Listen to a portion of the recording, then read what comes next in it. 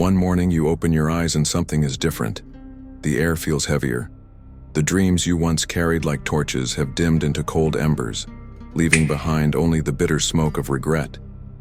The mirror no longer flatters or deceives. It reveals the stark truth of someone who bartered years of life for fleeting validation, who exchanged vibrant potential for mere survival. You feel it, a quiet, creeping panic, a subtle dissonance whispering that this is not the life you were meant to live. But instead of listening, you mute the voice.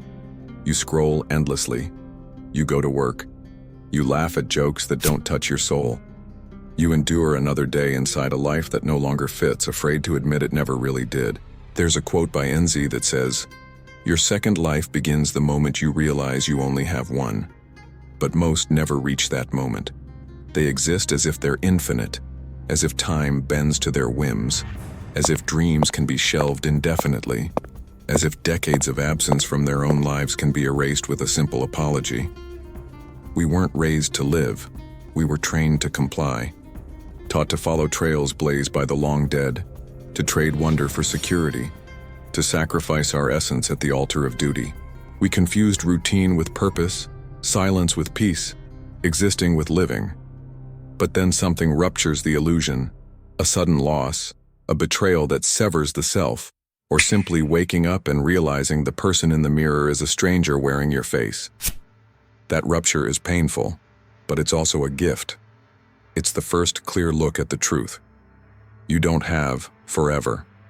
You have this breath, this heartbeat, this fragile, irreplaceable instant. And when that truth hits, something in you awakens. You stop fearing failure and start fearing waste. You stop apologizing for your own longing. You stop waiting for signs, for permission, for perfect timing. You begin. Not later, not someday, now. Because you finally understand, no one is coming. No moment will arrive prepackaged with clarity. This is your life, and it's unfolding with or without your participation. And in that terrifying awareness, something extraordinary happens. You're reborn, not as someone new, but as someone real, someone awake. This second life doesn't erase your past. It honors it. It gathers the pain, the lessons, the wrong turns, and lets them go. Because you cannot carry your coffin and still run toward freedom. You stop shrinking. You say no to what cages you, and yes to what sets you ablaze. You love more wildly. You forgive without needing permission. You dream out loud, and you finally realize that the miracle you were waiting for was the simple act of waking up. You are the sign. You are the moment. You are the only permission you need. The second life begins when the truth burns so fiercely in your bones that you refuse to go back to sleep. But be warned, the world does not celebrate those who awaken. It encourages dreaming as long as the dreams remain small and digestible. The moment your vision threatens comfort, you are met with doubt, dismissal, ridicule. Society was never built to nurture greatness. It was engineered to manufacture obedience. As Nietzsche once observed, he who has a why to live for can bear almost any how. But what he left unsaid is darker. Most never discover their why. They inherit expectations instead. Study, work, marry, consume. Before they can name their desires, a blueprint is forced into their hands. And one day they look up and realize they've built a life to impress ghosts, not to fulfill themselves. You begin to see the cost of performance, the jobs that erode your soul, the relationships that empty you, the choices made for an audience that doesn't exist, all for the sake of acceptance. And yet, those you sacrificed yourself for won't be there when you fall.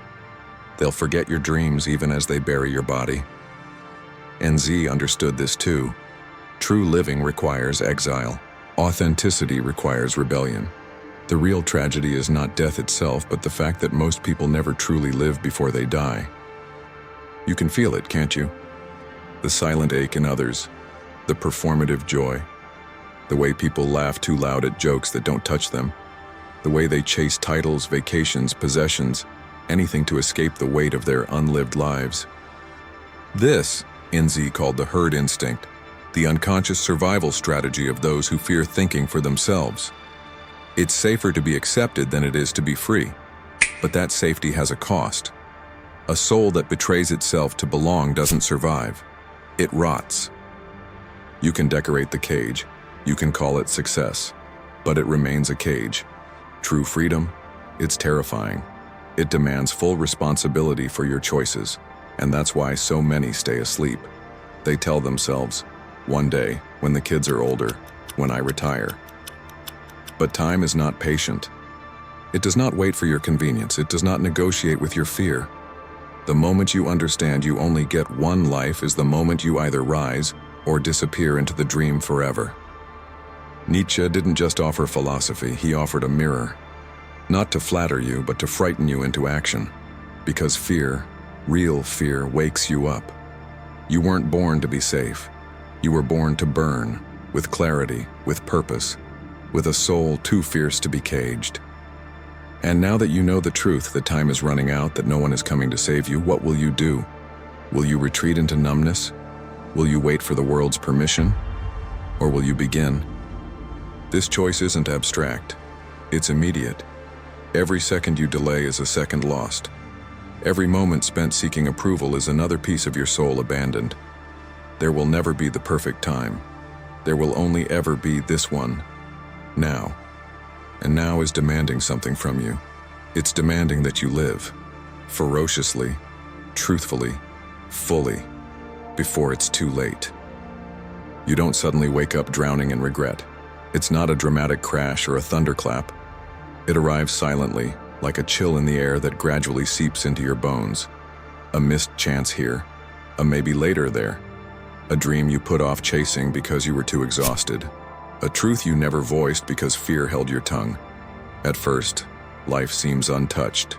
You pay the bills, celebrate birthdays, plan holidays. But beneath the surface, something begins to decay. You smile less even when there's reason to. You feel strangely hollow, even in crowded rooms. Mornings become heavier, as if a weight is sitting on your chest. A sadness without a name. This isn't depression. This is the erosion of a life unlived. Regret doesn't scream. It whispers. It visits you in the stillness of night and murmurs, "You could have been more." You try to drown it out, with distractions, with noise, with overindulgence. You scroll, drink, buy, overwork. But the whisper only grows louder. Because regret isn't about what you did wrong. It's about what you didn't dare to do. And Z believed regret is the slow betrayal of your own potential. The moment you realize you squandered the only miracle you've ever had, being alive. You won't mourn your failures. You won't cry over the risks that didn't pan out. What will haunt you are the silences, the moments you held back, doubted, shrank. You'll grieve the life you never gave yourself permission to live. And as you look around, you'll see many who are already dead in all but name. People locked in routines they despise, laughing at jokes that ring hollow, chasing milestones that mean nothing to them. Alive, but disconnected. Existing, but already gone. This is what Nietzsche warned us about. Not death itself, but a life severed from truth. A life that doesn't feel alive.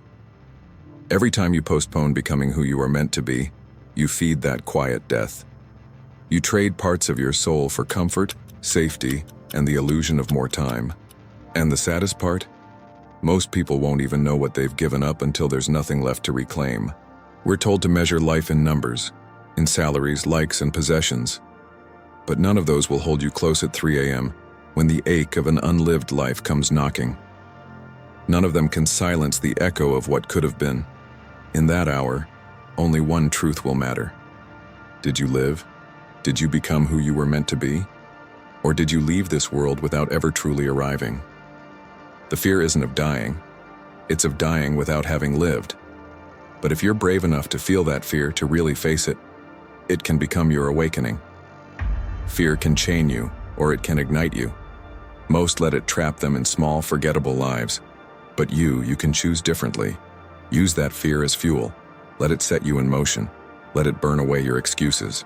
Anne's believed life belongs to the brave, to those willing to face the terrifying truth of mortality and still choose to live like it matters, to live so fully that even death feels irrelevant. So here you stand, at the edge of a choice. To drift back into numbness or to awaken even if it terrifies you. To carry the weight of your unlived life, not as a burden, but as the forge that shapes you into something unstoppable. You don't need more time. You need more courage. You don't need more motivation. You need raw, ruthless honesty. The slow, silent death of your soul through hesitation, regret, pretending, is not inevitable. It's preventable, but only if you make the choice that few ever do to live. Not next year, not once it's safe or easy. Now. The death of your first life won't come with a funeral. No one will mourn it. It fades the moment you realize the chase was for things that never mattered. It dies when you stop begging for approval from people who don't even understand themselves. It dies when you stop apologizing for being real, for being bold, for being you. And in that quiet, you are reborn. Not into perfection, but into freedom. Your second life isn't about doing more. It's about doing what matters. It's not about being wealthier, faster, or louder. It's about being more you. You will lose people. You will be misunderstood. You will walk alone sometimes. But you'll find something infinitely more valuable, yourself. And that's a trade worth making every time. The world won't clap for you when you choose your truth. It will resist you, because your freedom will expose their fear. You'll make people uncomfortable simply by being authentic. Let them squirm. You weren't made to fit in. You were made to blaze, to move through this world with a fire that says, I was here. NZ believed the true tragedy is not in pain or struggle but in mediocrity, in the choice to live only halfway. Your second life demands your whole self, the version that dares, that speaks truth, that chooses boldness even when it's terrifying. It won't be easy. You'll have days when doubt is deafening, when going back to sleep seems easier. But remember, pain is temporary. Regret is eternal. You can heal from a mistake, from a risk that left you bruised, but you cannot heal from the pain of never having tried. Every step you take toward your second life will hurt, not because you're doing it wrong, but because you're shedding the version of you that was never meant to last. You'll mourn the self that tolerated disrespect, that kept watering dead gardens, that dimmed its light to make others comfortable. But you'll rise, not because you're fearless, but because you finally realized fear is not a stop sign. It's a green light. If you knew you had 1 year left, really knew, you would stop playing small. You'd stop waiting for permission. You'd live urgently, fiercely, and gratefully. You'd love those who awaken your soul. You'd leave places that made you forget who you were. You'd run toward dreams that scare you, because they're the only dreams worth chasing. You wouldn't waste one more breath seeking validation. Your second life doesn't begin when others change. It begins when you do. When you decide you're done merely existing. When you decide to live, fully, unapologetically. Even if no one understands. Even if no one claps. Because your first life was for survival, your second life is for you. The question isn't whether you'll be afraid. You will. The question is, will you choose life anyway? Because if you don't, you'll spend your days haunted by the echo of a life that could have been. But if you do, if you burn brightly, even for a moment, even at the cost of comfort, you'll leave this world empty of regrets, full of gratitude that you showed up, that you were truly, unmistakably alive. So stop rehearsing, stop waiting, stop surviving. Live, now here without apology. Your second life is waiting.